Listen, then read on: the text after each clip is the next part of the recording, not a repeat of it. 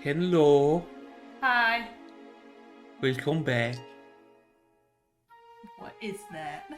I don't know. You don't know. No. Alright.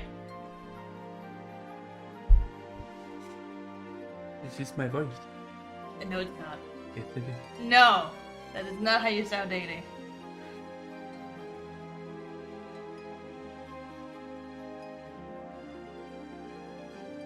See? Ooh, No, that's the plant, not you.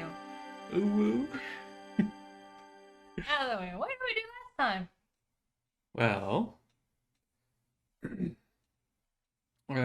we already had some keepouts, and we decided to go with Osawa to see what we could get with him. We got a keep out from him. Yeah, Yeah, I think so. I'm pretty sure we got a keep out. We didn't get it to be continued. Oh. Yeah, because we were like, so Kano has to be the one to unlock everything, and thus he wasn't. Yeah. So yeah, we went to Kano afterwards, expecting to unlock everything, and then just immediately get a bad end. Yeah. So we had to figure out, okay, how do we not get this bad end? Well, we had to go to Achi and cause a commotion. Traffic jam. A traffic jam, yeah. So that Kano would be late for the thing he was supposed to do. So they wouldn't die. So he wouldn't die. Yes. Yes. Ooh. No. Yeah, so let's hop into it, shall we? Yeah.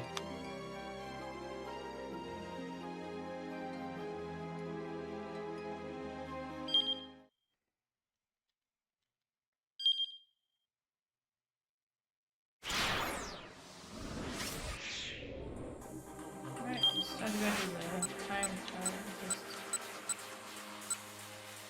We got a bad end there. Yeah, because there's something we can't change. But we saved Kano, so... Yeah. Yes, we're going back there. Yeah. To the sitting hideout! Kano does not look happy in the photo. No. The car moved at a glacial pace toward the crime syndicate's hangout. Stanley pounded his fist on the steering wheel in frustration. He had no sooner set out than the traffic slowed to near a standstill. That Or was near good, a right? standstill. Yeah. Cool. Bravo! No. That is how it worked, though. No. Yes. To a near standstill. No, to a near a standstill. I know, but to a near standstill. Despite the occasional lurch, it never crept above a crawl. Crept above a crawl. Kano stood in the passenger's seat. The case was rapidly getting out of hand. Now he had to worry about the safety of both Maria and her sister Hizuma. Never mind the fact that Detective Tatano had also gone missing. I'm saying, I think Tatano is the guy who's trying to shoot her. Yeah. Because he's gone AWOL and he clearly has a gun. Nobody just has a gun in Japan. Nope. There were too many unknowns, too many uncertainties.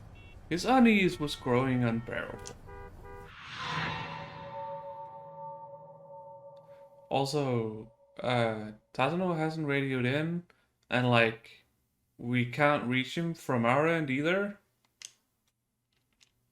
Kuze's word kept echoing inside Kano's head.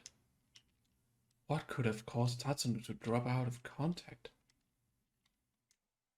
Someone had gone after Hitsumi while Kano and the others were busy trailing the attaché case.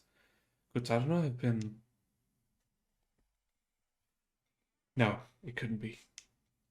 Tatsuno was Or Kano was... Tatsuno was sure that Tatsuno would have done whatever was necessary. Kano was sure Tatsuno would have done whatever was necessary to keep Hizumi safe. Like, shoot her. Yeah! Then nobody can get her! Right? Right?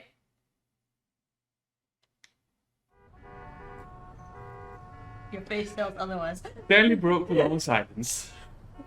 What's on your mind? Still thinking about that call from Kuzei? Kano didn't answer. Look, if you're worrying about that other detective, the guy couldn't even protect one girl, Sandy continued. Not exactly bringing an endorsement. Oh, you're about to bark the wrong dog, dude. Don't you talk about Detective Tanro.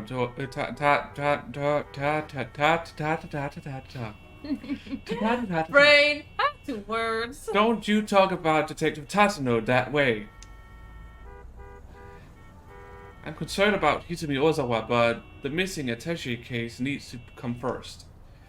Stanley's expression remained stone cold. Kano flashed him a sidelong glare, then went back to staring out the window. A moment later, a flurry of motion in a nearby alley caught his eye. Hello. With a start, he recognized Sasayama! What the fuck? His fellow detective was caught up in an altercation with a man in dark clothes. Huh. Okay. Kano sprang into action, his body moving almost before his mind registered the situation. Sasayama! Flinging the door open, he leapt out of the car. Hey, wait! What the fuck? Stanley called after him, but Kano was already sprinting toward the fight.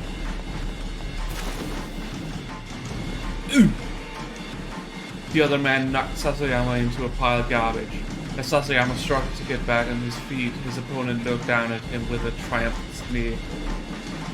Kano finally got a good look at the man, and his eyes flashed with recognition. It was the perp who had first taken the attaché case back at the Scramble. Tariq al-Caravan! We think.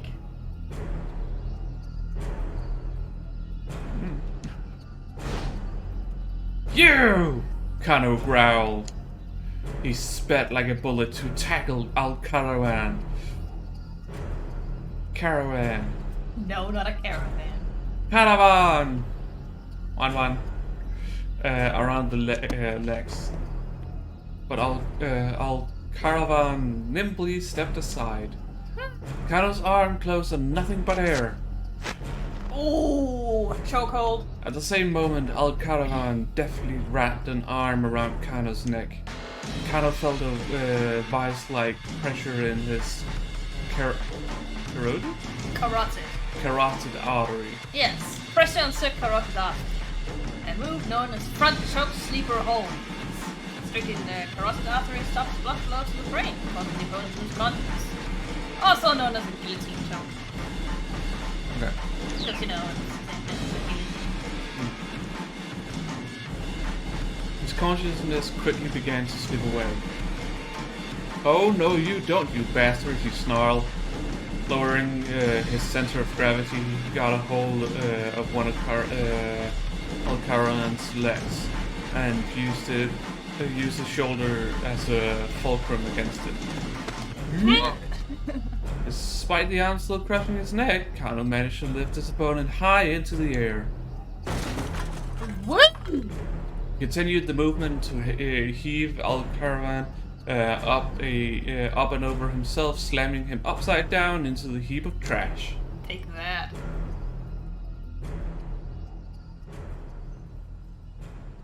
Stanley strolled up to the aftermath of the struggle. Well, you've got the brawn part down, he said. But no brains. Work done on the brains. Al-Caravan was sprawled out atop the mound of refuse. He'd been knocked out cold. Sasayama coughed and sputtered. Kano went to help him to his feet, but Stanley stepped in between them. What are you doing? Stanley asked. Helping Sasayama. What does it look like? We need to apprehend al-Caravan first.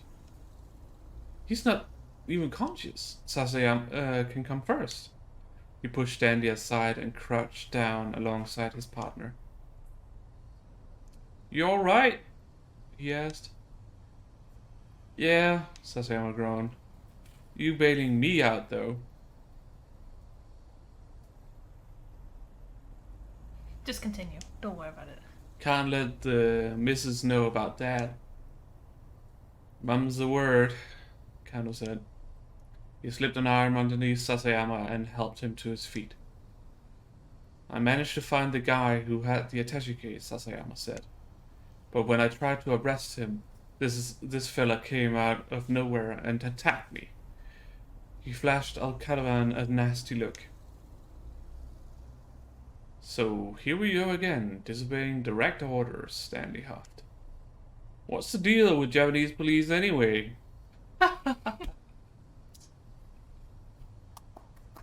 Yeah. You know, worrying about other people's lives. What's wrong with that, right? He shook his head in exasperation. Sasayama gave Kano a puzzled look, jerking his thumb at the American. Who's this guy? It's a long story, Kano said. Not really. Too long. We don't want to talk about it again.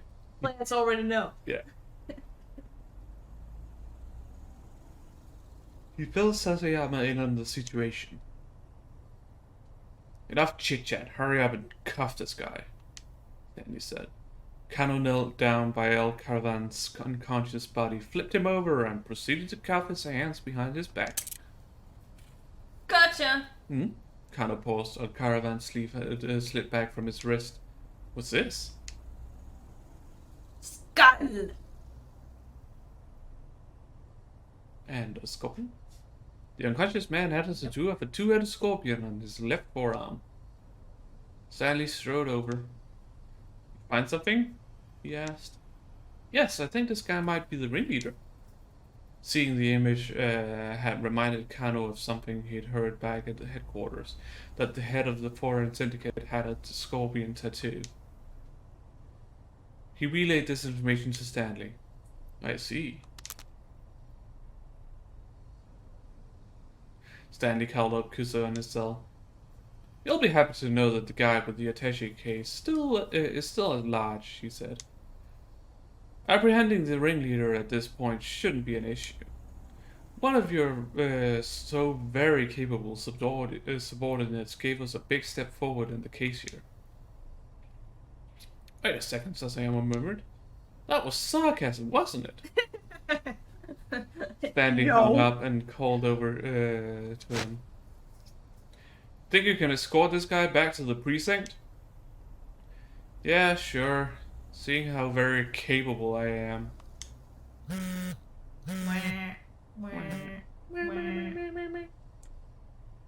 Kano felt his phone vibrate. The display showed an incoming call from Rumi. Oh god. Here we go again. Hello? He answered warily, keeping his voice down. Stanley had him a little on edge. It's me. It was Shizu. Poor Kano. Damn it, Kano thought. He did not have time for this right now. But if he just hung up, he might be in even deeper hot water. Yes. Yes, that's It's just a bit of a sentence. Hello? You wanna hang up the phone, or you wanna listen to what the future father-in-law has to say? Well, it became that one. Right, you control it on the table, and then it's just like, I'm pressing a button now. Oh, we hung up.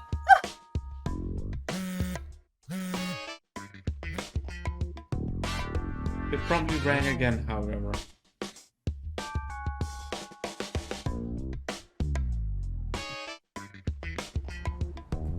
Sorry, father-in-law. I really can't talk. I'm in the middle of work right now. I'm not your father-in-law. Ah, sorry. Anyway, bye. Kano bowed politely to his mental image of Rumi's irate father as he hung up once more.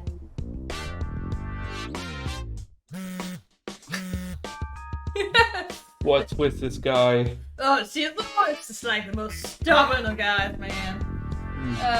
The phone rang yet again. Sir, I'm sorry, I really am in the... Oh, that's a different number.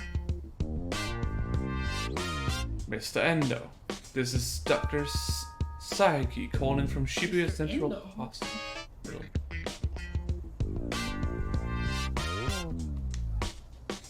Huh?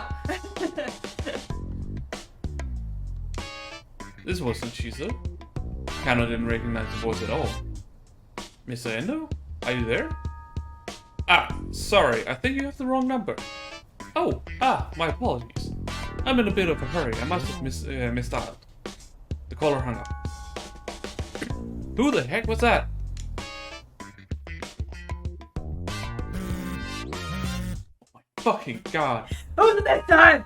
He stared in incredulity? Incredulity, I think. Incredulity. As the phone rang once more. Oh, this is terrible. Whoever it was, they were shouting frantically. And once again, whoever it wasn't Shizu. Hana and I, we got separated. Oh, yeah! This is Hana's father. Toyama. Toyama. What? Who?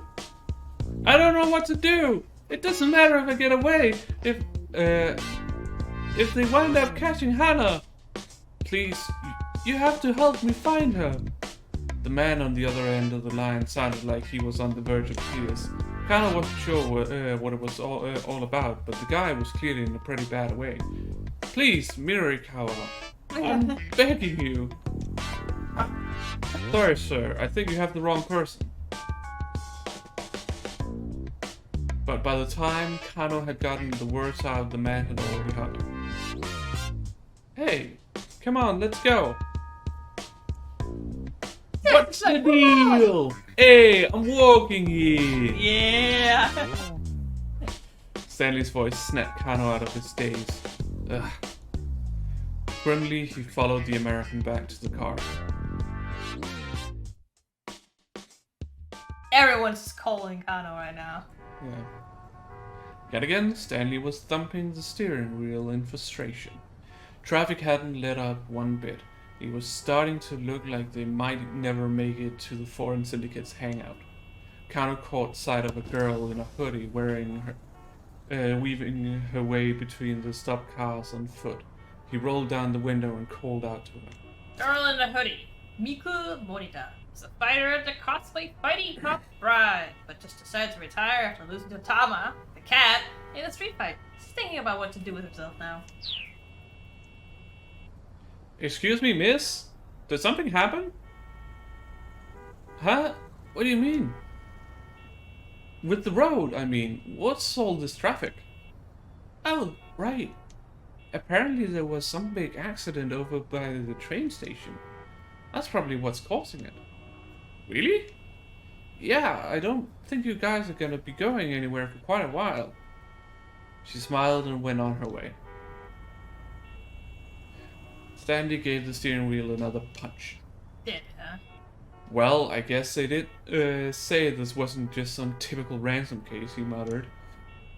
Kano saw an opportunity. If they're not after the money, then what are they after? Sandy kept his eyes forward, acting as if he hadn't heard. Look, Kano said. I can't help you if you keep me out of the loop. After a few moments of thought, Stanley replied with a single monosyllable. Drugs. Drug? Drugs? Drugs? Damn owl, man. Drugs? Drugs? Drugs. It doesn't matter what you're asking, it's just like, drugs? Every single time. Alright, there are some drugs. What? Maria's father, Kenji Ozawa, I assume you're aware he works for Okoshi Pharmaceutical. I am. Zoom in on his face, will ya? Nothing's been made public yet, but also has recently oversaw the development of a new drug. New drug! It is not at all uncommon for a new drug to be developing for 15 years or more, with expenses totaling 20 to 30 billion yen, or 200 to 300 million US dollars, if that helps, before it's approved. Worldwide demand and sensational profits can be expected if a groundbreaking medicine is developed. Nonetheless, pharmaceutical companies are often under major pressure due to the tremendous costs of labor and equipment. Yeah, takes a lot of time to get anything out because you're not gonna make sure it's completely safe. And someone is trying to get their hands on it. Kano's mind latched onto this new information, trying to assemble the pieces of an evolving puzzle. Someone? Who? An international criminal mastermind. Oh my god, a mastermind! This foreign syndicate is merely a tool in someone else's game. Kano regarded Stanley's face carefully. He looked more cold and serious than ever. So wait, does that mean that the reason we're letting this syndicate walk around unfettered is on my orders? Yes. Also, have you noticed? He's pierced his ears? Yeah. But he's not wearing it right now. No. It could also just be the actor. Probably. You never know when you need to have earrings in, right? I see. So the only thing you're really concerned with is catching this international mastermind. Precisely. Kano felt like he was starting to get a picture of what sort of person Stanley was. So you don't really care what happens to the girl who's been abducted, do you? Not particularly, no. Why'd you have, do you have a problem with that? Kano clenched his fist. His hand was shaking with anger. Kinda. Ah, yes. Dictum! The dictum! Number 8. When you really want to punch something, you really probably shouldn't. Kano recited the words inwardly, like some sort of desperate mantra. If he didn't manage to calm himself down, he was liable to slam his fist right into Stanley's face.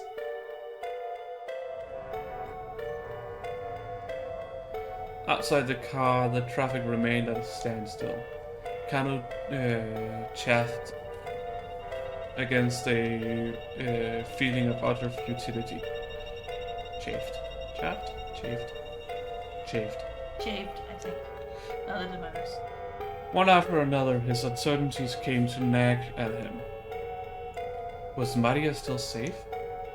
What happened to Hitomi and Tatano, her bodyguard? And now, on top of all this, it struck Kano as rather careless to send Sasayama away with our caravan without any backup.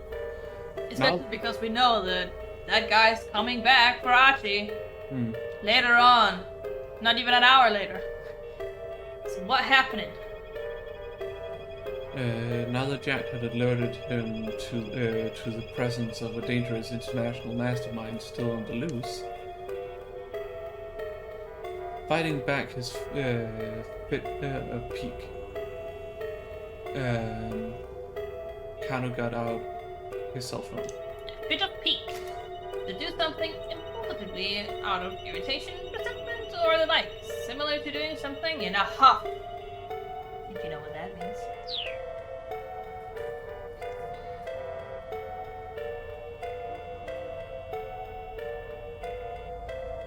Alright, you wanna call Sasayama or you wanna call Kazuhara? I think we're gonna take a small break. You wanna take a small break? Yeah, we haven't been streaming for very long, but it's gonna be a bit different today. True, but I still don't have to go before 10:30. I also need something to drink. Yeah, you can take a drink break without going to break, too.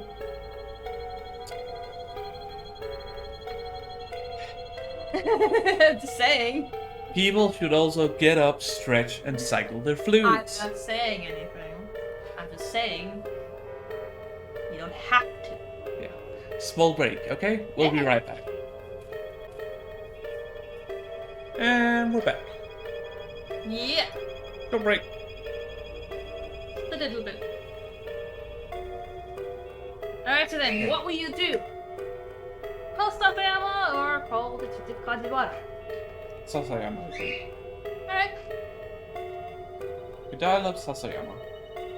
He wanted to make sure his partner had gotten all of Caladan back to the precinct safely. Probably no answer. Probably no answer. Yeah. Sasayama picked up almost right away. Oh. Kano, what's up? What up? How are things on your end? Any problems getting a caravan back? I've got Tadano taking... No. Wait, what? Kano could hardly believe his ears. You were in touch with Tadano? He asked. He could hear the shock in his own voice. Yeah, I just bumped into him over by the precinct a little while ago. Then he is... Kano felt a surge of relief. What about Hitomi then? Stanley glanced over at him curious. Tadano says he lost track of her somehow. And then he got called back to the precinct apparently. Tadano had lost track of her? That's not like him, Kano thought. Since he was heading back there anyway, I handed our guy over to him, Sasayama said. I see. Kano was glad to hear that Tadano was alright, but his relief was tempered by a surge of anger at the thought of what had happened to Hitomi. Now I'm back to taking the attaché case, Sasayama continued. Today is my wife's birthday, you know. My plan is to wrap this thing up ASAP so we can celebrate tonight. I've already got a present and everything. Hang with you, man. Closing his eyes, Kano thought took a moment to picture Rumi. But Shizu's face popped into his mind's eye right alongside him. Well, just hang in there, buddy. Even if your girlfriend is just a picture of Masami Nakahama. Masami Nakahama, Midoriyama Academy graduate and national celebrity.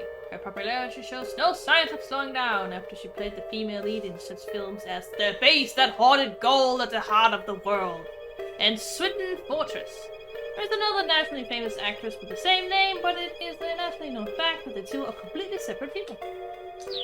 And this is in-universe stuff, so I have no clue what they're talking about. Still sniggering, Sasayama hung up. Kano bit his lip and slipped his phone back into his pocket.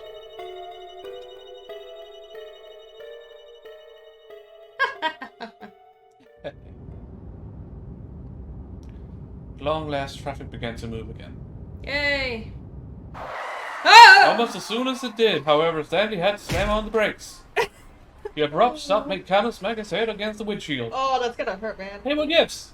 Look, Stanley said. He gestured with his chin. Hey, I told you! Kano couldn't believe his eyes. There, walking along the sidewalk ahead, was Al-Caravan. Very much not in custody. What the hell? Kano shouted, already hopping out of the car. Stanley was right behind him. They crept up on their target as silently as possible, then rushed him once they were close. Got him again! In a moment, they had subdued him. Kano used his own body weight to hold Caravan down. What are you doing out here? He demanded. Whoa, hey guys. Guess you didn't get the memo, huh? Al-Caravan flashed a coy grin. So let me go. Let you go?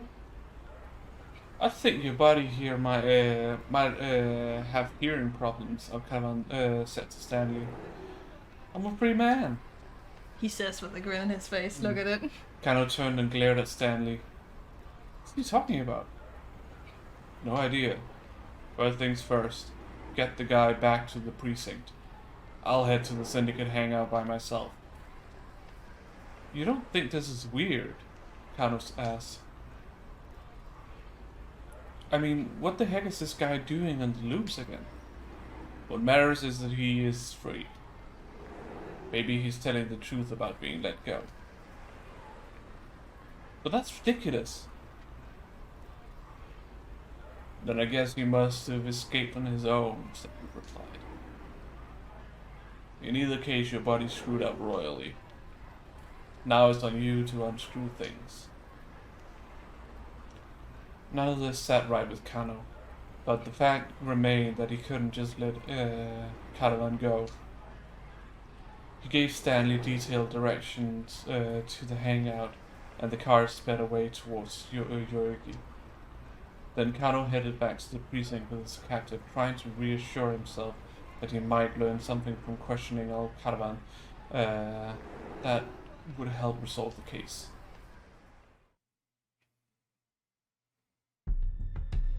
Alright, let's question the guy. Kano sat opposite Al Caravan in the interrogation room. He had been attempting to interview the suspect for about a quarter of an hour. Al Caravan sat ramrod stiff, not responding to any prompts or questions. What time is it right now? He asked. They're taking away his watch, his wallet, a small knife, and his keychain. This was the third time he'd asked to know the time. Why are you so concerned what time it is? Kano asked. Al Caravan gave no reply. Are you waiting for something? Again, the suspect was staunchly silent. Kano wasn't sure what to make of this, but he took a look at his watch. It was around 2 o'clock, he said. What time exactly? 2:18. 2:18, and how many seconds? Look, just cut the crap. Kano grabbed the prisoner by the collar. What the hell are you people after? Al Caravan immediately repeated his question. What time is it right now?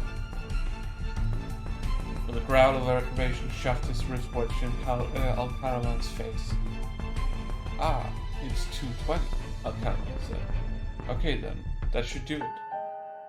What? What? What does that mean? The interrogation went on for several more hours. Despite Kano's best efforts, however, Al Caravan said nothing more. During all that time, the case continued to develop in unexpected ways, but Kano, stuck in the interrogation room, knew nothing about it until everything was already over and done. A bad end. Yay! So I guess we don't interrogate Al Caravan, huh? Questioning Al Caravan. Al Caravan performed admirably in his recapturing Tariq Al Caravan. Ironically, his action actually disrupted the investigation. Maybe letting the syndicate run free for the time being really was the right call. Someone can do something at 1340 that throws a wrench into Kano's activities thanks to the involvement of unrelated parties. And Kano's reaction will make the investigation play out differently. 1340. Yeah. Alright, betting. So, 1340. Who do we have at 1340 who can make a choice?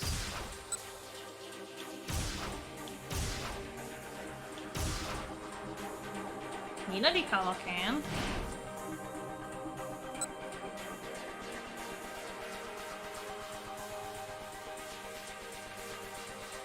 That's whatever he decides to ask Yanagishita. His life is sad.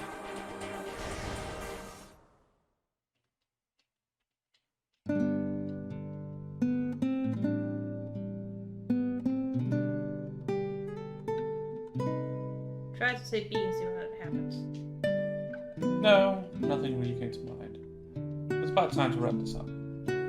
Thank you for your time, Mr. Yanagishita. If you'll excuse me, though, I have to get another interview. Oh, no, of course. Allow me to walk you out. Anagishita rose to his feet as Mirakawa got out to leave. Oh, that won't be necessary. There's no trouble. I'm heading out of now myself. Gotta run before those guys show up. What guys do you mean? Oh, nobody. Nobody, not the Yakuza at all. No. Just a personal thing is all. They parted ways outside the building, and Mirakawa headed off to the cafe to put this article together.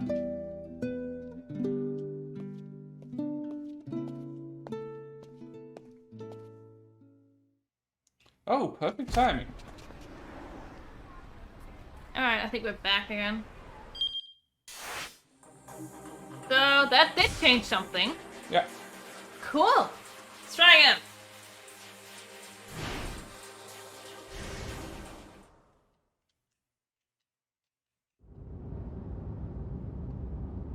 At long last, the traffic began to move again. Almost as soon as it did, however, Stanley had to slam on the brakes. Slam on the brakes, slam on the brakes, slam on the brakes, slam on the brakes. Oh, hello. A frantic-looking man had jumped out in front of the car. Whoa, hey, what the hell are you doing? Connor sputtered. The stranger plastered his face against the passenger side window. Open up, he shouted. Open the door! The guy showed every sign of total panic. Guy. Junichi Yanagishita. Something happened just after he parted ways with Minorikawa, and now he's running this way. And in quite a panic at that. Well, we don't need to go to Minorikawa. No, we do not. Because his time slot is finished. Yes, should be. Don't do it, Sandy warned. Kano hesitated. It wasn't like they could just drive off with this fellow clinging to the car. Please, you gotta help me! Yanagishita! The man flipped his fingers through the gap in the window, trying to force it further open. Help me! Please! Whoa, hold on, what's your deal? Help me! Sir, just tell me what... Help me! Look, up ahead, Stanley exclaimed suddenly. Oh, hey! There he is Kano again! whipped his head around. There, walking along...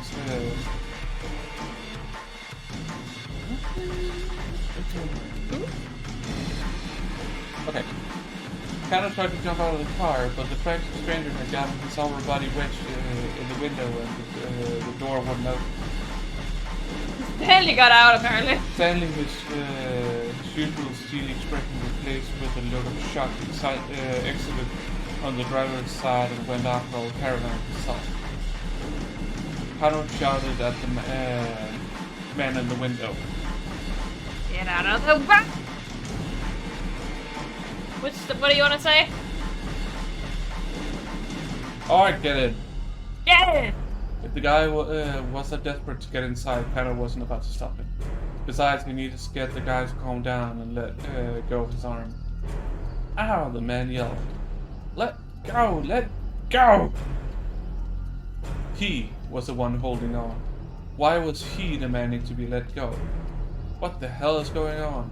Just as Kano's thought was forming, the crazed stranger was yanked back out of the car, dragging Kano with him, damn!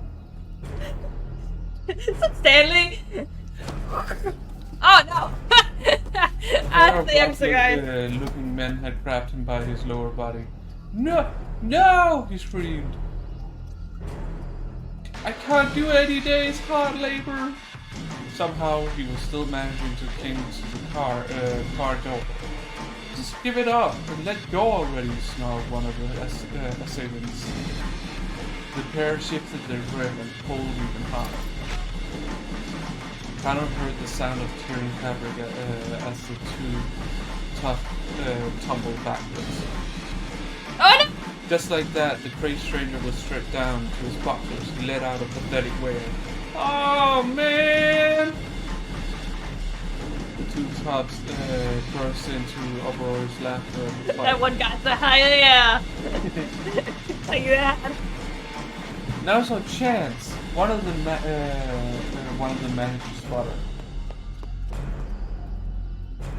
The pantsless man snatched up his ruined garment and bolted like a startled hare. Like a startled hare? To dart off incredibly quickly, in the manner of a fleeing rabbit, Yanagishita runs a lot more like a rat than a rabbit, though.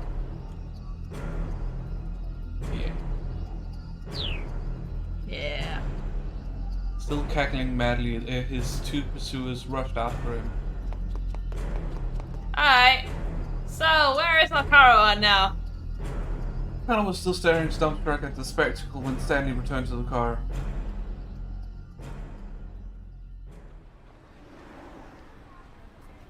No luck. I lost track of him. This doesn't make sense, Kano said, forcing himself to refocus on the case. Our caravan was taken back to the precinct. What's he doing walking free? Stanley gave him a dubious look. Have you seriously not figured it out? He asked. Or is this some kind of strange Japanese joke I'm not getting?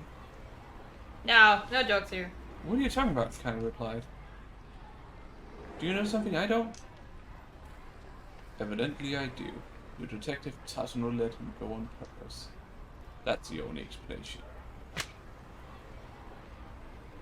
Enraged at the suggestion, Kano took a swing at him, but Stanley coolly caught his fist. It's not me you should be punching, the American warned. It's Tasuno. It's Shield Guy! Abashed, Kano radioed up Kuze on the wireless. Sir, did Detective Tasuno bring Tarek Alcaravan into the precinct? It would appear that Detective Tasuno has gone rogue, Kuze replied with chagrin. He what? Surely Kano had misheard. We received an eyewitness account. Someone saw him allowing the suspect to go free. No, it can't be. We currently do not know Detective Tasuno's whereabouts. Or just what the hell is going on with him. After Kano ended the call, Stanley let out a low chuckle. I see. Hell yeah. Looked like you had a traitor in your midst. Kano grabbed him by the collar.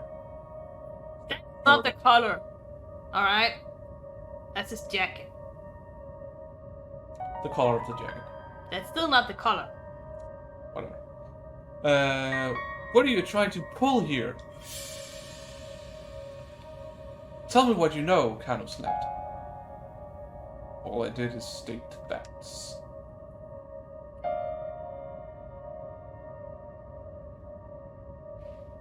What up? Look, I watched that man risk his life to talk down a would-be arsonist. He's a dyed-in-the-wool detective. He'd never betray anybody. I see, Stanley murmured. Then he's the real deal. Kano stared in surprise. Real deal. He'd expected an argument. Good, he said. I'm glad we're on the same page. Tasuno risked his life in order to get people to trust him. He's a dyed-in-the-wool spy. Is what he is. Kano didn't have the words. His clenched fists trembling once more. He fumbled for his cell phone once again.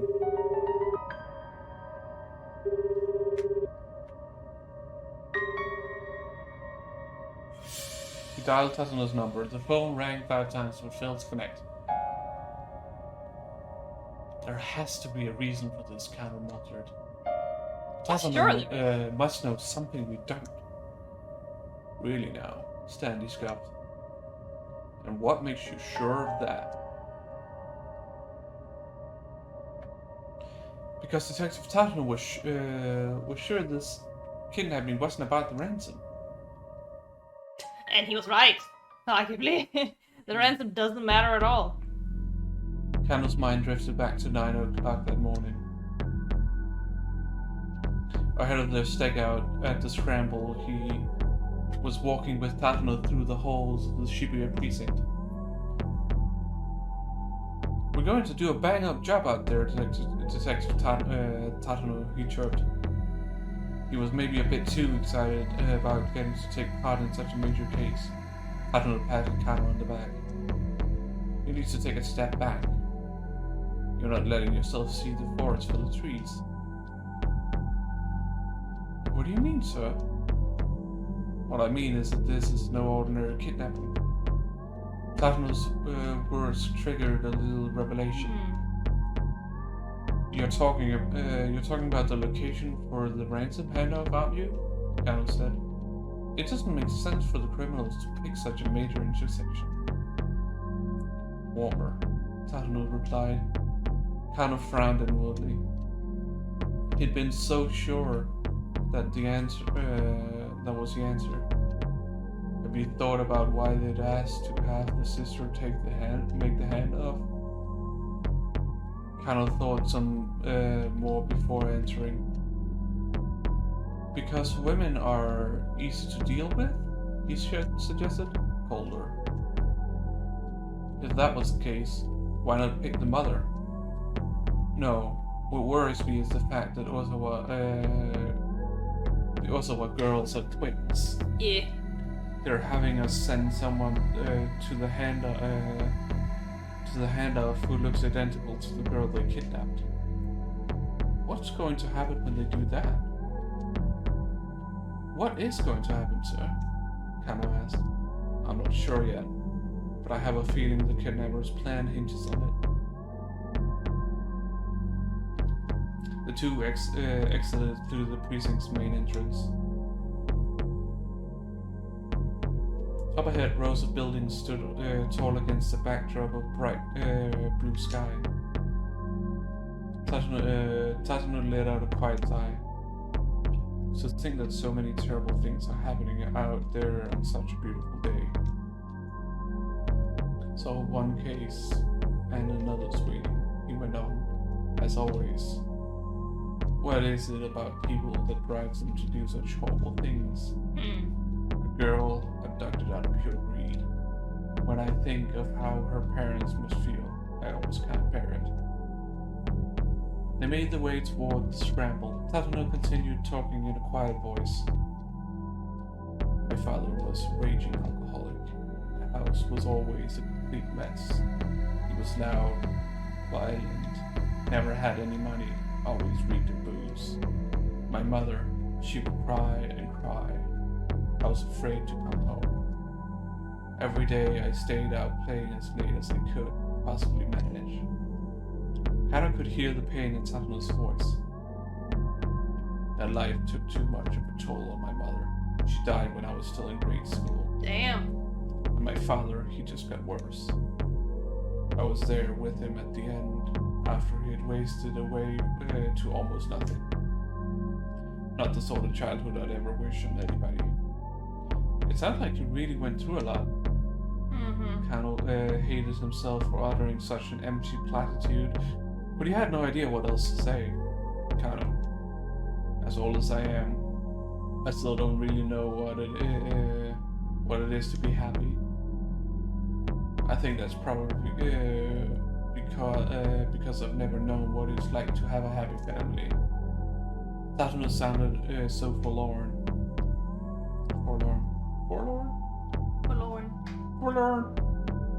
Forlorn, huh? Yeah. That's food, by the way. The only happiness I know how to protect is other people's happiness. Kano heard in those words the soul of a true detective.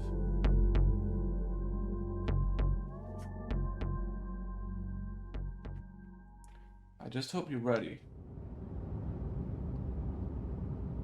Kano did his best to keep his voice as calm and level as he could, lifting up his clenched fist. Because if I find proof that Tatsuno is innocent, I'm planting this right in your jaw. Sammy just cracked a wry smile. You got guts? The traffic had finally diminished and they rapidly drew close to the destination. The syndicate's hangout was in Tomigaya, to the south of Yoyogi Park. You mean the southwest? Yeah, southwest. Black Lodge Pub! Here we are The again. Black building looked like it might come crashing down at any minute. The Black Lodge sign out front looked deliberately ominous. Kano knew the place as a bar frequented by expats from various countries, as well as a hotbed of criminal activity. I'll take point, Stanley said. You back me up. He pulled a handgun from his suit pocket. It was a combat Glock. Kano drew his own gun, and the two cautiously made their way inside. Oh, this is this time. At the end of the hallway was a wooden door. Stanley signaled with his eyes. Kano gave a tiny nod, and Stanley kicked in the door. The stench of blood hit them as soon as they stepped inside.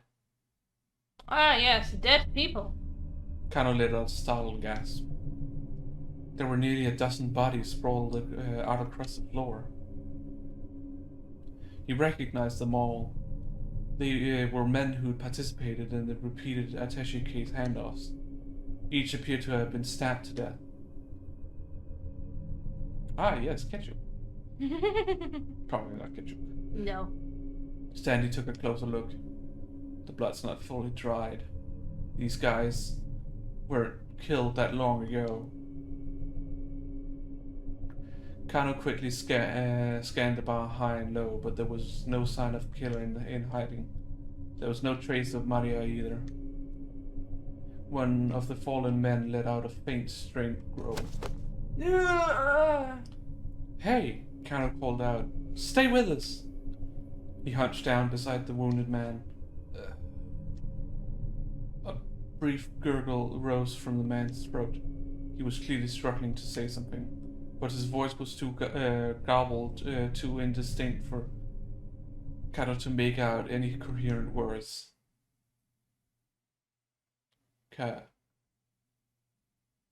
Kanan.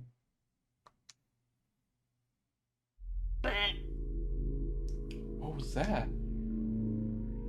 But there was no more. The dying man went limp and still.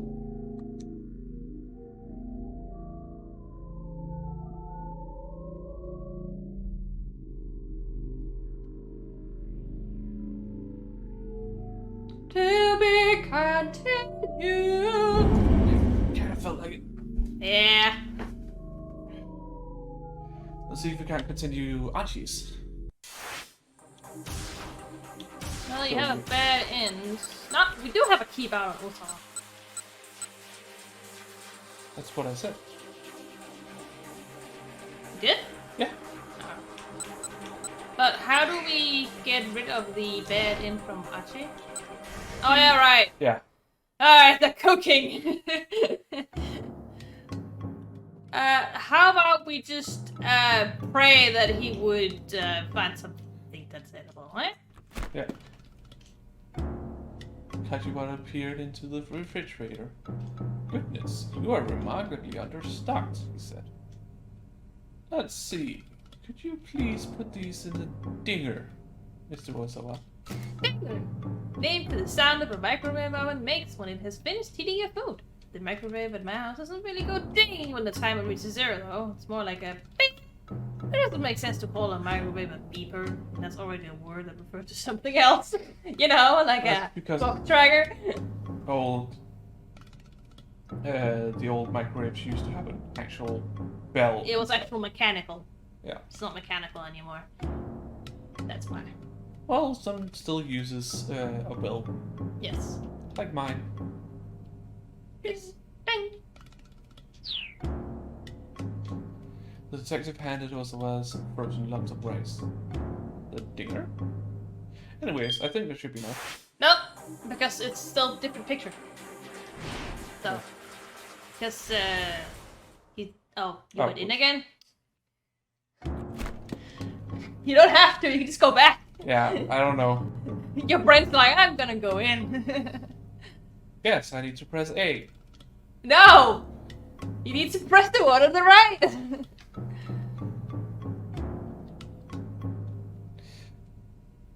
What the heck is the dinger? The microwave oven, sir. Both of us stepped in front of the microwave. Unfortunately, he had no idea how to work the controls. Yeah, they did? No. Because we still have a scene with him later. Gotta go through the entire thing again. You should thaw that rice out as soon as possible, Chiyoko. I'm actually not sure how to operate this thing. What? The detective gasped. You don't know how to use a microwave? What? One could only nod in silent shame. It should be as simple as turning the dial. Wait, which one? That one, sir. The one on the right. Osawa turned the dial and crossed his arms with a satisfied grin. Yeah, I did it. Osawa, you need to put the rice in first before you do that. Well, then why didn't you say that? Osawa snapped.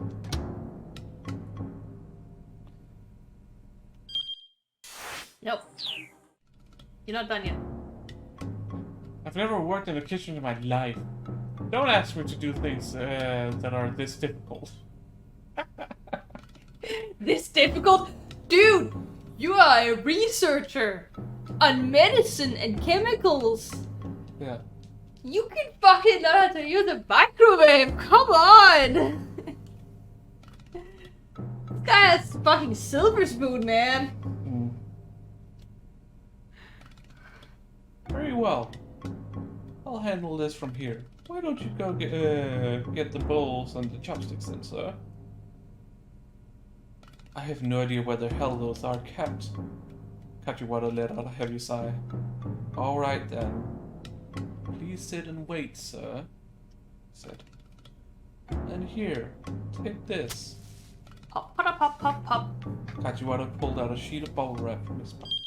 Are we there yet? No. Use your fingers to pop the bubbles. That should help you calm down. Too drained to argue. Osawa did as prompted, starting to pop his way along the sheet. It did a save. That probably means we're there. Yep. There you go. Thank you.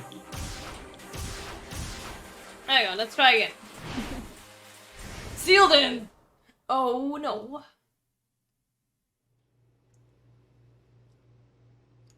Alright, I think we laid low long enough, Archie said at last.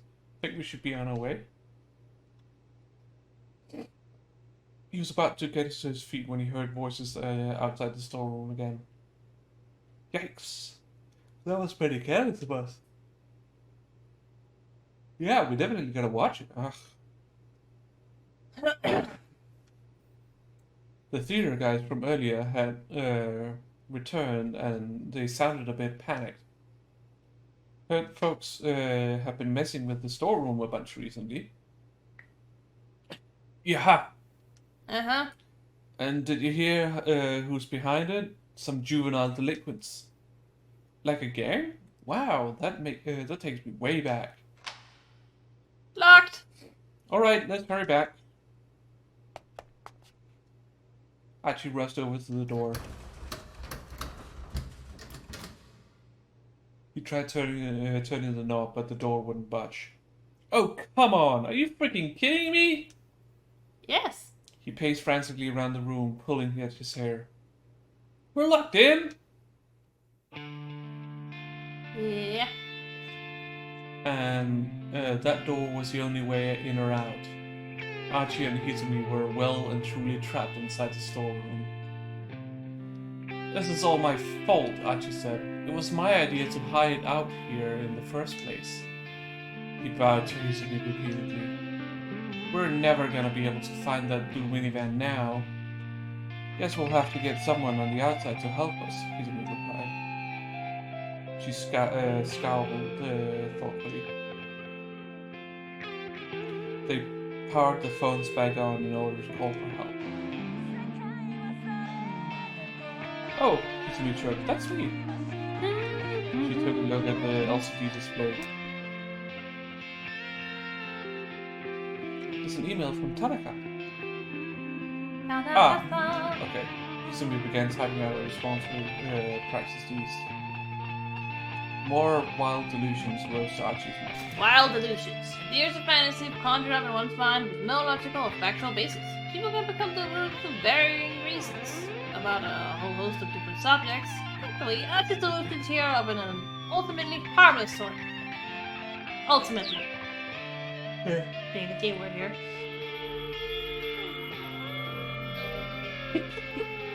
Beautiful. I'm pretty sure I can assure you, Archie, that's not their relationship. No. I think they're just friends. I think she just trusts Tanaka a lot because he works so closely with her father.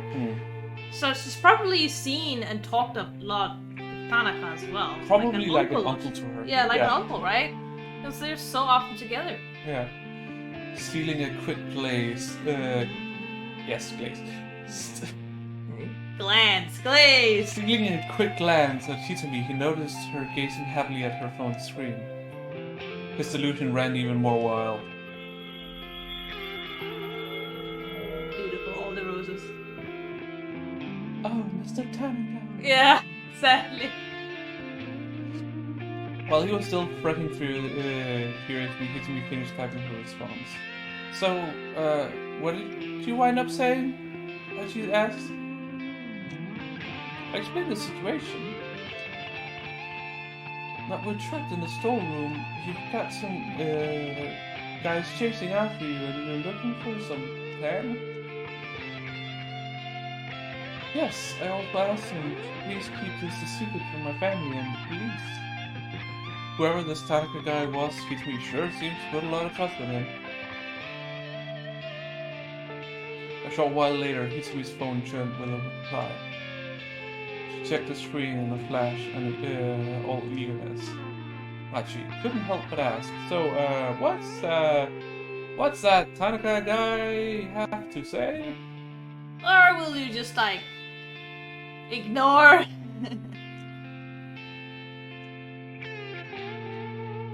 A hint of jealousy slipped into his voice. He says he's going to try and find the minivan for us. Huh? If he just comes and let us out, I can go look for it myself. He says he wants us to hide out here a little longer. What the hell? Seriously? He says that if someone's after me, it's safer to stay where we are. Not wrong. Yeah, I'm out of the running, Archie thought to himself. This Tanaka was clearly pretty concerned for her.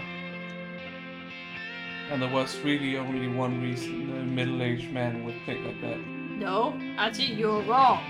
Sometimes people become family even if they aren't related by blood, and then they also think like that. What? Like us. What? Like us. Oh! Sure! You don't think so? I didn't say that.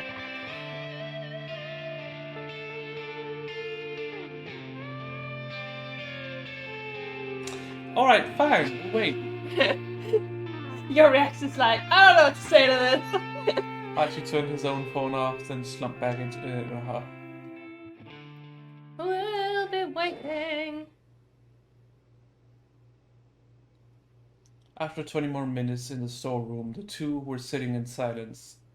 Archie had run out of things to talk about. Do you think you'll ever be friends again? You and that one guy, Suzumu, I think it was? Izumi's question caught Archie off guard.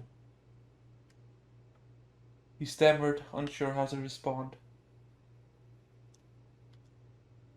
Hitomi shook her head. I'm so sorry. I barely know you. That was insensitive of me. No, it's alright. I mean, sometimes I wish things could go back to the way they used to be, like she said.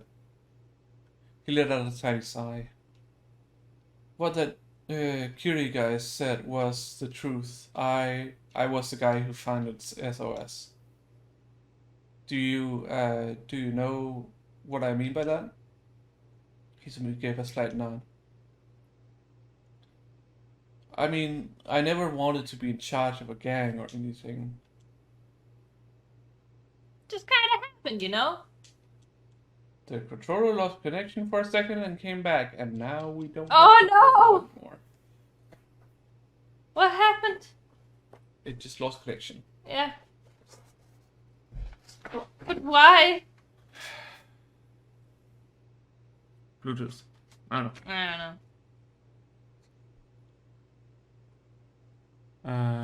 You press escape, you can go out, I think. No, because it's on control. Like controller controls. Oh. So I can't use the keyboard. Back! We'll be back shortly. Yes.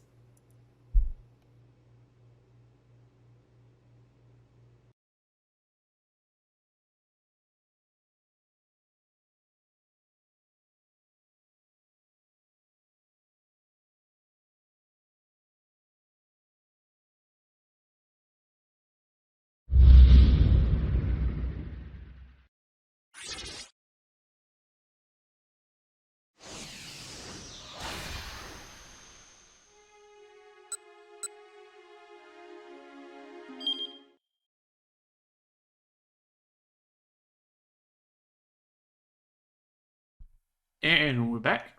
Just have And to the restart control's the game. working again. Yay! Yeah.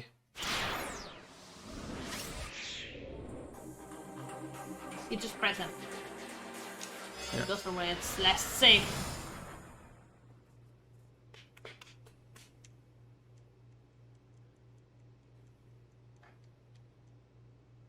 Opposed to eating. Nom. Don't eat too much now. It's the last food you have right now. Yeah. For some reason, the other food has been infected with moths or some kind. Yeah, and I think they let eggs in the seeds, so can't really give him that anymore. No. Luckily, I had some that was killed off on its own. Yeah. You're gonna have to survive on that amount until we get money. Which will be Thursday. Thursday night, yeah. Thursday night? Yeah. No, Friday is the 1st. Yeah. So Thursday night. No, we get it on the day. Yeah! But you get it in the middle of the night! Yes, between Wednesday and Thursday. Yeah! So Thursday night! No, Thursday. No! No. Thursday morning. No, it's not morning before it's like 5 or 6. We get it before that. And it's Wednesday night. No, it's still Thursday. Thursday night is No. the night after Thursday. No. It's a night on a Thursday. Nope. Yes. Nope. Yes. Nope. It doesn't matter. Yes. No, continue with the game. It doesn't matter. I'm hungry. Same. But we can eat after we're done streaming. Yeah. Ah, it's a bit warm in here, isn't it? Yeah, warm.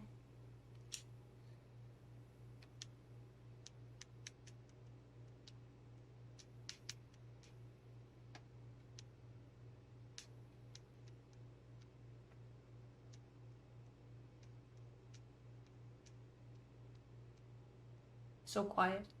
Yeah.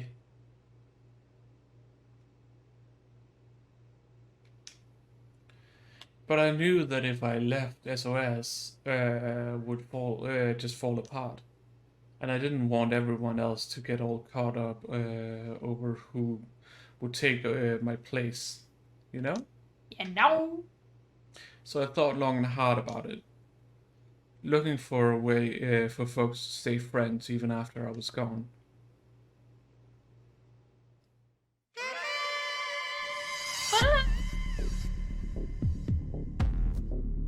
The loud voice echoed through the pool hall that served at SOS HQ. Pool hall, an establishment for playing pool. Really? More formally known as Pocket Billy. This particular place is a pool bar, serving alcohol. The standard pool table is rectangular shape, with 6 pockets, 4 in the corners and 1 in the middle of each long side. And supports multiple games, including 9-ball, 8-ball, and rotation. There are also tables without pockets. The style is known as carambillets. In case you didn't know. What do you mean you're leaving? Suzumu was positively red in the face. You're a founder, Archie. You can't just up and quit. Suzumu had been almost like a younger brother to Archie. If anyone was going to try to stop him, Archie knew full well it would be Suzumu. Look, I'm not gang leader material. All I've been trying to do is to make sure we're all able to have fun. That's not true, Suzumu said. Think about all that stuff you taught us. Don't you remember? Every man gets to make one request in his life that cannot be denied. Those are your words, Archie. Did I say that? It's the heaviest thing you've ever said. Then to Archie's consternation, Suzumu got down on his hands and knees. I'm begging you, please don't leave. Oh, don't dial. Yeah. Without you, SOS is nothing.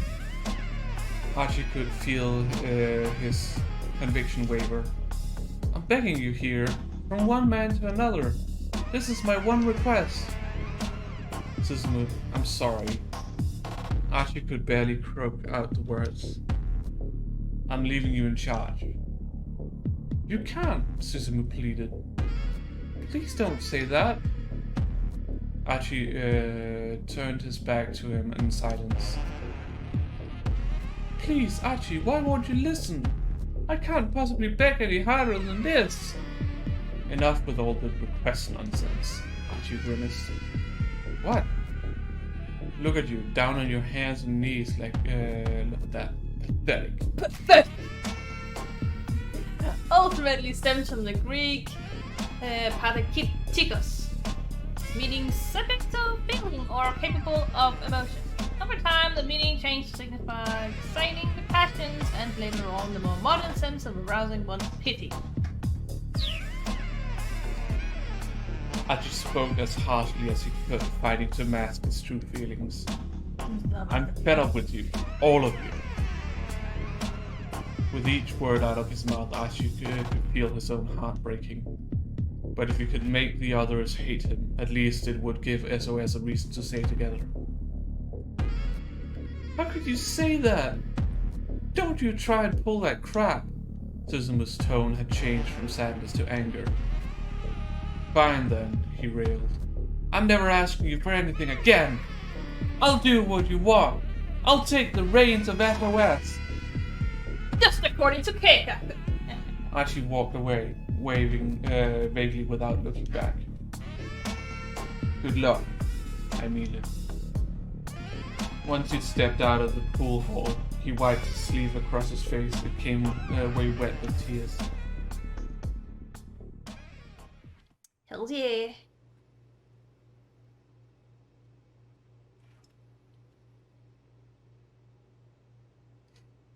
Sometimes I think that maybe I could apologize to those guys and we could go back to the good old days again.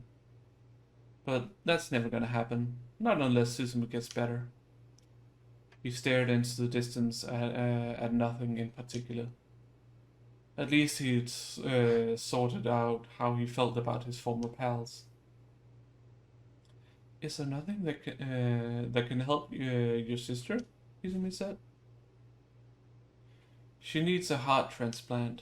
And the problem with heart transplant is that the timing is tricky. Heart transplants. The act of surgically implanting one person's heart into another's body. Such an operation is typically only performed on a patient with severe heart disease who cannot survive without a new heart. There are strict requirements that must be met before a heart can be transplanted. However, chief among them, the donor must first be brain dead. Yeah. You can't really give your heart away unless you're brain dead. Or just entirely dead and the heart is still pristine. Not to mention, many conditions make it makes the heart unusable. Yeah. Like if you're overweight or have diabetes, for example. Overweight like me. Yeah, that means your heart is too fatty and too floppy. Yeah. Can't give that to a patient. Diabetes also is increased risk of floppy heart, so... Even if there's a donor available, the transplant has to be performed within 4 hours, or things get dicey. Yeah, within 4 hours, because the lack of oxygen causes damage, referred to as warm ischemia damage, in any organ removed from the human body. Transplant must be carried out and blood circulation restored within a certain time window, known as the total ischemic time. In the case of a heart transplant, total ischemic time is only 4 hours. Helicopters and charter jets are frequently used to rapidly transport hearts for such operations. But hearts are very valuable, so you want to use every heart you can get. Yeah. Because a lot more people need a heart transplant than there are hearts available for transplants. Yeah. That's one of the problems. Oh wow, I didn't realize. Someone with a heart that's a match for Susanne would need to die somewhere near her, somewhere they could perform the surgery within 4 hour window. The odds of that happening are so small it would almost be a miracle, which is what my sister has been waiting for. For years, apparently. She thumped the left side of his chest. If my heart would do the trick, I'd gladly let her have it. Damn it, and I've got a strong heart too. He thumped himself on the chest again and again. He didn't mention it to Hisumi, but Susanne's blood type made finding her heart transplant even more difficult. Yeah. Oh yeah, right. She has Bombay blood. That's right. What's that? A type of blood that does not correspond to the more common types of AB, D, O, or AP. In some instances, a standard blood typing yields the result of O in such individuals. First discovered in the city of Bombay, now Mumbai, in India's west coast, the blood type takes its name from that city due to its relatively high incidence rate amongst the inhabitants. Okay. That sucks. Yeah. It was one of the rarest blood types in the world. Apparently, there were only a few dozen people in all of Japan who had it. Rarest blood types. Rare blood types such as Bombay are scarce enough that even nationwide blood centers seldom have them in sufficient supply. For this reason, when such blood types are discovered in everyday testing, samples are quickly taken to be frozen and stored at temperatures lower than 80 degrees below centigrade.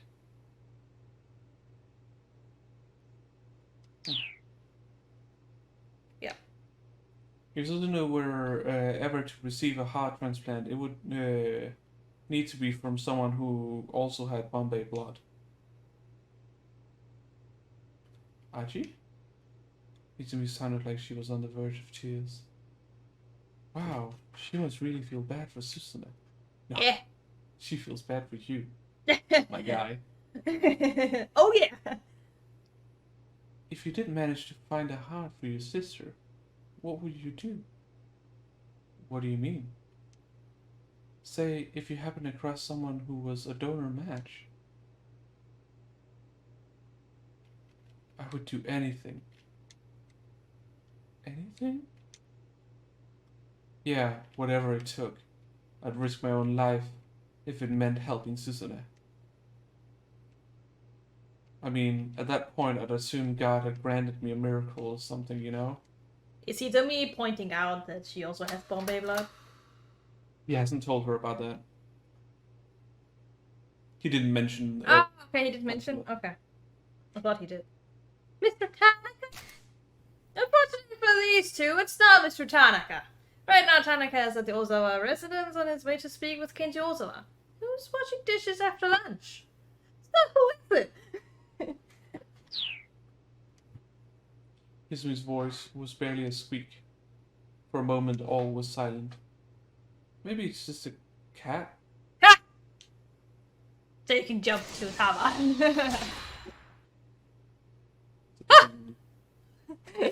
The hands like Unlike hers. Okay, yeah. But let's continue here. As well as Osawa's. Well, that's what also was. Ozawa is also unlucky. Suggested. Or not. Not a cat! Definitely not a cat! Suddenly someone hit the door hard. It sounded like they were trying to break the lock. Is like another guy coming? You really think that's Tanaka? Archie asked. I'm not sure. If it were him, I think he'd probably say something. Archie grabbed cheese in his hand. We'd better hide. The children slipped behind a large piece of plywood stage dressing.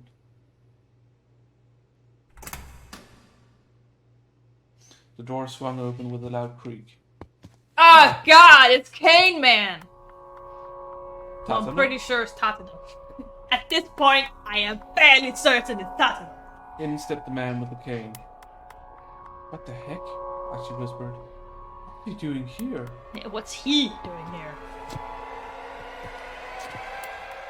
Gun drawn, the assassin prowled slowly around the storeroom. Archie and Hitsumi crouched behind the plywood prop, trying not to make a sound. The man moved out of the line of sight. Archie gazed longingly at the door. Archie risked a peek around the corner of the plywood. He still couldn't see the man with the cane. The door was maybe 5 meters away. What should they do? Run or wait? Run! Run! They needed to just make a run for it. Archie took a firm grip on Hitsumi's hand. Suddenly they heard the sound of a cell phone vibrating from behind a tall piece of plywood leaning by the door. The assassin stepped out from behind it. If they'd made a run for it, they'd probably have bumped right into him. That was a close one. So, don't run. You didn't let me. Nah. Archie wiped away. What do you mean didn't let you? You could have chosen to just stay. That was a choice. No, I meant it didn't let me run. Oh no, illusion of choice. Yeah. Thank God. Is it burning? I don't smell anything. Archie wiped away a few beads of cold sweat. I'm sure this is the place. His voice was low and confident. Uh-oh, do you have friends? Still clutching his phone, the assassin wandered deeper into the storeroom. Archie and Hitsumi took the opportunity to slip out the door. They ran through the alleyways back toward the main road. Oh God! Before they reached it, however, they suddenly found their path cut off by one of the foreigners who chased them earlier, the accomplice of the man with the pipe. Oh God, he's got a knife! He stood waiting for them, holding a knife in one hand. Out of the frying pan, into the fire. Oh yeah. If they turned back, Archie knew the man with the cane might catch up with them, and he had a gun. Archie slipped off his sleeveless jacket and wrapped it around his left arm. Gun, knife, gun, knife. He was going to have to use his left arm to guard against the knife while punching with his right hand. He clenched his fist and braced himself. And then suddenly he froze. Woo! Huh? A small dark silhouette dropped from somewhere up above. You're like, what the fuck is happening right now? This means that we have to do something elsewhere, typically. When there's suddenly a big change in Sometimes it's also indicative of the time slot ending. So let's see what happens here. Planning deftly, the newcomer lunged towards the man with the knife, closing the gap between them in a blink of an eye. Woo! Suzumu? No, that was still the foreigner. We don't know who it is. No. The one who We don't know. came in. It said the person was small. That's all we know. Oh. The figure delivered a swift chop to the back of the man's neck. Ha! Take that, foreigner! He dropped to the pavement like a dead man, finally giving Archie a clear view of his shadow behind him. Oh my God, it's a cat! Definitely not Suzumu. With that hair. Archie couldn't believe his eyes. It was a small-statured young woman with Middle Eastern features.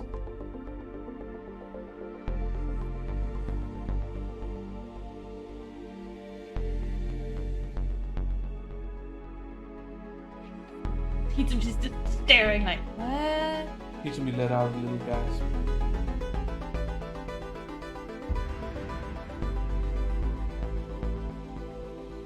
Kanan?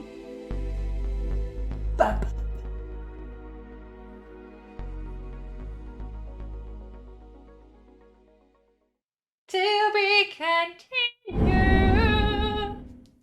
Yeah.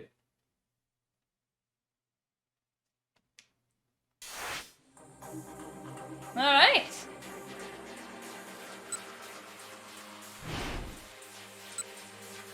Yeah, we can jump to both of them. Yeah. Tama! Will we ever see Tama again?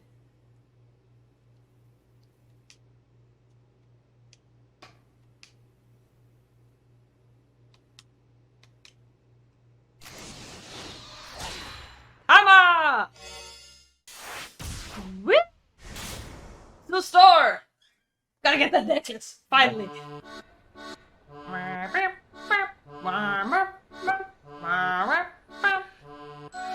The sales day was over, and against all odds I managed to get paid. Money clutched in one paw, I headed to the knick-knack shop to finally buy that necklace I can't stop thinking about. Hello? Anyone here? I call out. There's no reply. Is the shopkeeper out? Ah, just a moment. Panting, the sales clerk comes scurrying into the shop behind me. Sorry about that. Just had to pop out for a sec. Phew, you would not believe what just saw. He leans against the pillar, gasping audibly. He tries to catch his breath. Ah, you hear about that necklace? You still have it? Of course. Thank you so much. I have half the money here and the rest in my... Oh. I suddenly remember something very important. Oh no! The sales clerk gives me a curious look. What's the matter? My wallet! It's still here! It's inside the suit! I pat the costume around the tummy. So why don't you just take that outfit off? Well, I mean, the zipper's kinda broken. I wouldn't be having all this trouble if I could just get out of this darn costume. Kinda broken?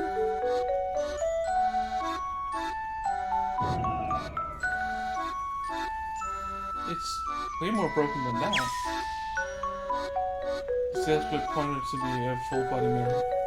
Alright! Right, the zipper in the back is hanging open. Taking this thing off will be a pinch now. Oh, thank you. I give him a bow. I'm not sure you need to be thanking me, he says. No, I do. If you hadn't pointed that out, I might have let myself stay stuck in here forever. So really, thank you so much. I bow again and again.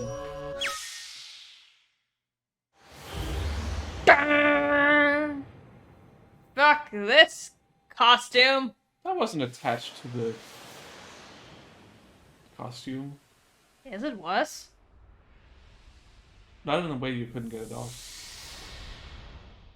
Bam bam bam. Ba, ba, ba. To be continued. You know who this is? It's his sister. Yes. It is indeed Maria. Yeah. I mean, pretty obvious. Yeah, at this point. Also because if you recognize the necklace, you also know it's her. You've seen a picture of her, and she also wears that necklace. Well, we should also be able to finish Osawas, actually, in this stream. Shouldn't take that long. Nope.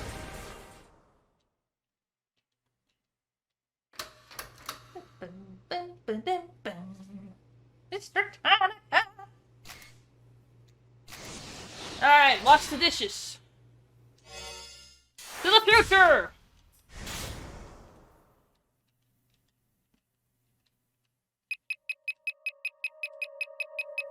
Alright! The bug!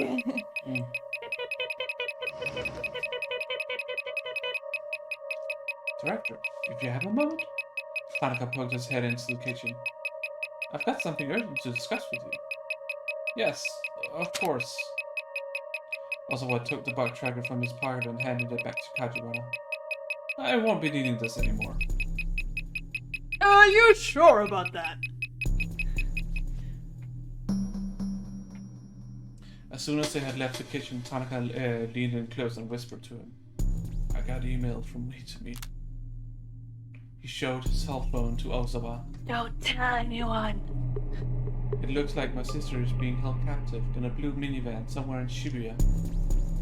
But that man is still chasing me, so I can't really go looking for it. As a matter of fact, she's not. Nope. As a matter of fact, she's indeed not. She has been out and about this entire time we played the game. Yeah. And nobody knows because she has amnesia. Yeah. God damn it. A blue minivan? Allow me to handle this, sir. I'll figure something out.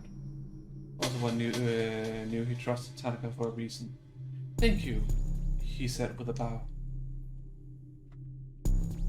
Oh, you wouldn't happen to know any place she might have gone, do you, sir? What? It's just that all she told me is that she's been moving around. I'm sorry, I don't really have any idea, Osawa replied.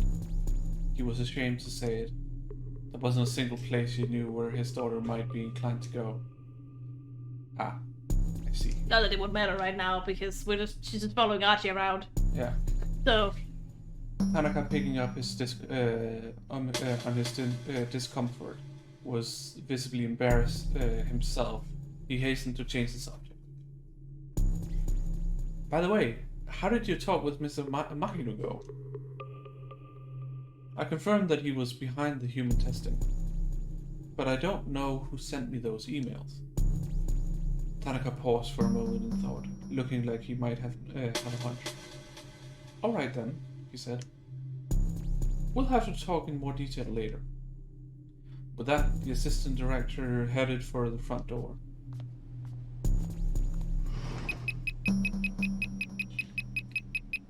Mr. Ozawa? Kajiwara spoke from the kitchen door. Peeping in on me again, ha, Ozawa grumbled. Thankfully, it didn't appear that the detective had overheard his conversation with Tanaka. And good grief, that thing is noisy. If it's broken, why don't you just throw it out? The sound from the buck trailer grew fainter and fainter. Something wasn't right, Ozawa now realized. Tanaka has a bug on him. Mr. Ozawa, Kajiwara said. This is my buck trailer. So, Ozawa huffed. What I mean is... It ain't broke. This one isn't broken. You're like, what the fuck was that? I was waiting for the song to come on. Okay. What? A chill ran up Osawa's spine. He swallowed audibly. I've pinpointed the source of this signal, Kajiwara said. It's coming from Mr. Alan. No, Osawa thought. I must have misheard that. Hold on, say that again? I've located the source of the signal. Coming from Mr. Tanaka, the detective repeated. This time Osawa heard him crystal clear. I'm certain of it. Mr. Tanaka has a listening device on him. Osawa felt the blood drain from his face. If someone had been listening in on the conversation just now, then they'd heard about the email from Hitsumi. If the kidnappers were the ones listening, that meant Maria's life was now in danger. I'll go after him, sir. Kajiwara broke into a sprint. Osawa followed closely behind.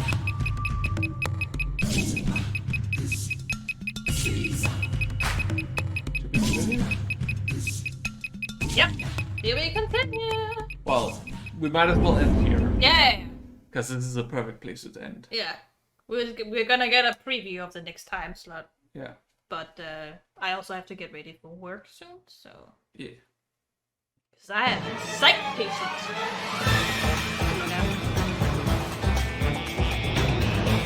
I've got a real bad preposition about this. Slim clam.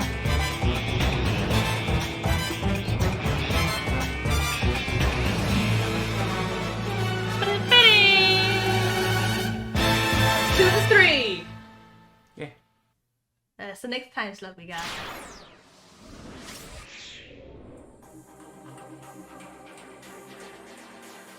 I'm just gonna take the suit off for you.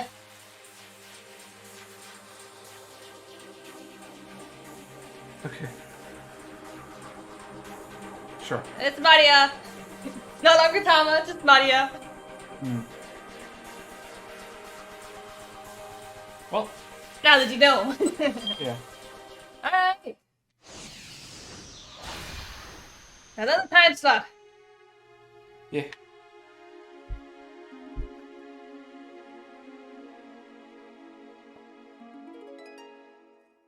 That was suddenly time slot. Yeah, a lot of stuff happened, didn't it? Yeah.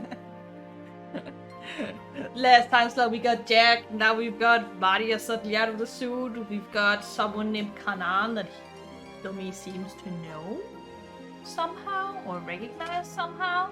Yeah.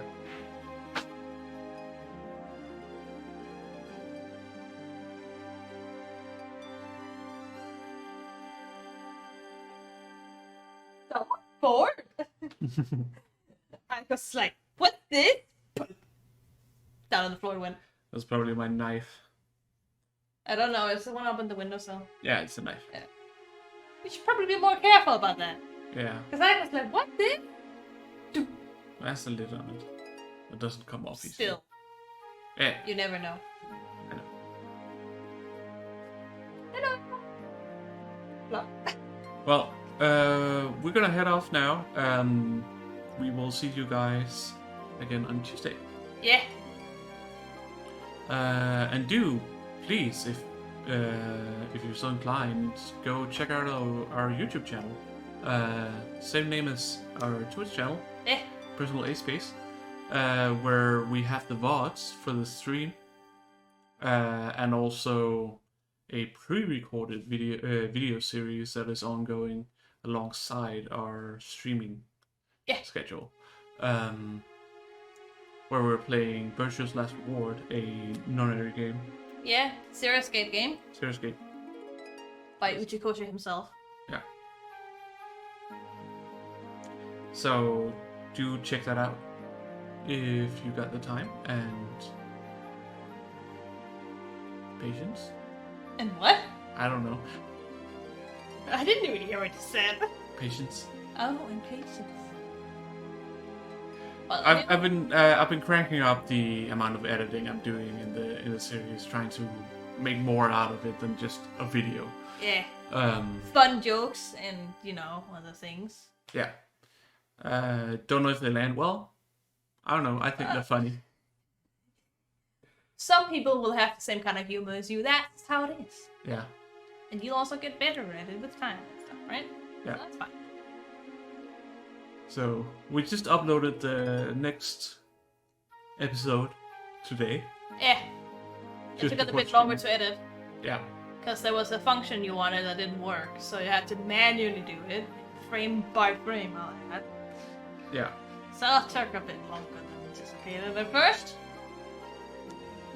But it is already up. Yeah. And we will also record another one tomorrow. Yeah. And hopefully it'll be out Monday. Yeah. So. Yeah. Yeah. So we will see you guys next time. Yeah. Bye. Bye.